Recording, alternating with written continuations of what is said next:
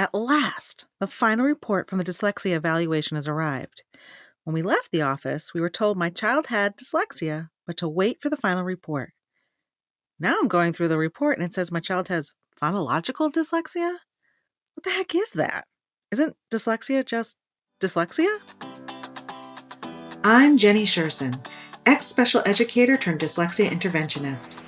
It wasn't so long ago that I, too, was overwhelmed by balanced literacy versus structured literacy, education speak, and everything in between.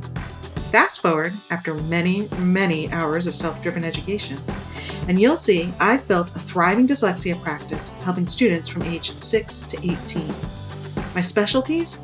Working with the quote-unquote difficult, almost always 2E, student, and breaking down the complexities of dyslexia into everyday language, strategies, and action steps. Hi, everyone. Before we begin, I'd like to take a moment to offer a heartfelt thank you to everyone who listened to our last episode, Episode 5, 80 Years of Living with Dyslexia. People from all over are reaching out and telling us how moved they were by my dad's story. After it went live, Dad called and told me how exposed he felt telling his story, but he felt it was much more important for all the other dyslexics and their parents to hear what he had to say. And from the feedback we've received, you've really paid attention. To all that have listened, Dad and I thank you. Now, back to the types of dyslexia. Whenever this topic comes up, I remember a conversation I had with my sister when she first found out one of her children had dyslexia. She was recounting how she and her husband were reviewing the final report with the evaluator, and her husband was asking for clarifying details. Was their child severely dyslexic or only a little dyslexic? Are there different types of dyslexia, or is someone just dyslexic?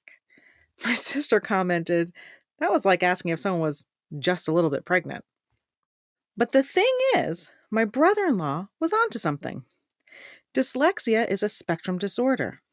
A dyslexic can be classified as mild, moderate to severe, or severe. And to confuse issues more, there is no exact cutoff for each category. They just sort of blend into each other.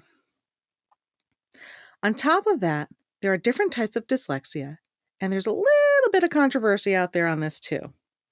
When I was trained at the associate level by a fellow with the Orton Gillingham Academy, we were taught that there were 3 types of dyslexia: phonological, rapid automatic naming, or RAN, and double deficit. Since then, in conversations and social media, I've also come across the following: dysphonetic, auditory, dysdidactic, visual, and surface dyslexia. But once you start digging, you see these other types are really a pulled out piece or a different name for our original 3 types: phonological, RAN, and double deficit. So now let's take a closer look at these 3. Phonological dyslexia. When people think dyslexia, this is the type most recognized and understood. A person with phonological dyslexia has difficulty with processing the individual sounds contained within a word. People with phonological dyslexia have a hard time connecting sounds to the individual letters or letter combinations, difficulty with sounding out and spelling words, oftentimes spelling the same word multiple different ways in a paragraph or even the same sentence. Because they have to work so hard to match the sounds to letters, they are also slow readers and have low reading stamina. They tire out after only a few sentences or pages. This type of dyslexia can also be called dysphonetic or auditory dyslexia. The next type of dyslexia is rapid automatic naming, usually shortened to RAN.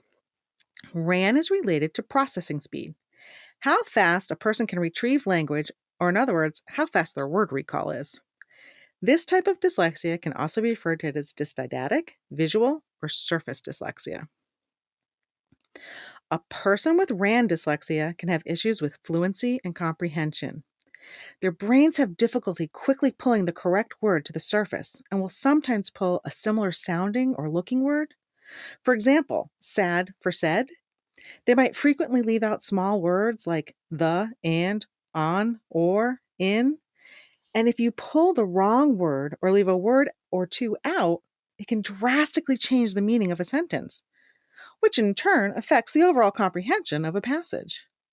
You might hear a RAND dyslexic say, "Oh, I thought it said blah, blah, blah, not blah, blah, blah." The RAND dyslexic will often mix up or combine sayings and idioms. 2 in the hand is like 1 in the bush. They tend to talk with their hands, filling in the blank word spaces with hand gestures to get their point across. This difficulty with pulling words accurately and quickly from memory also affects a RAND dyslexic's writing skills. Writing is a long, laborious process when you can't find the right words. The final dyslexia type is known as double deficit dyslexia. This is the double whammy of dyslexia and the hardest to remediate. It is considered the most severe type of dyslexia. People with double deficit dyslexia have both phonological and rapid automatic naming dyslexia. In essence, take all of the symptoms from phonological and RAND dyslexia, tumble them together, and you get double deficit dyslexia. So now, if we go back to my brother-in-law's line of questioning, just how dyslexic was his child? You can see how difficult of a question this is to answer, and why no two dyslexics are exactly the same. Not only does dyslexia occur on a spectrum of severity, but there are also different types. Really bad analogy here, but it's like going to an ice cream bar and taking a little bit of each topping, and on any given day, you might get a similar final ice cream creation, but it's never exactly the same. So now you have a better understanding of what your child's dyslexic diagnosis means to them. Knowing the type of dyslexia your child has also helps you make educational decisions for them. What type of instruction is going to help them the most? In our next episode, we take a look at ways you can support your child and those educational decisions. Until next time. I hope you enjoyed this episode of Literacy Untangled. If you loved this episode as much as I did, head on over and rate and subscribe so you never miss an episode. If you want to continue the conversation or share your takeaways, head on over to our Instagram at Literacy Untangled and comment on your favorite part. I can't wait to hang out with you again soon. Bye!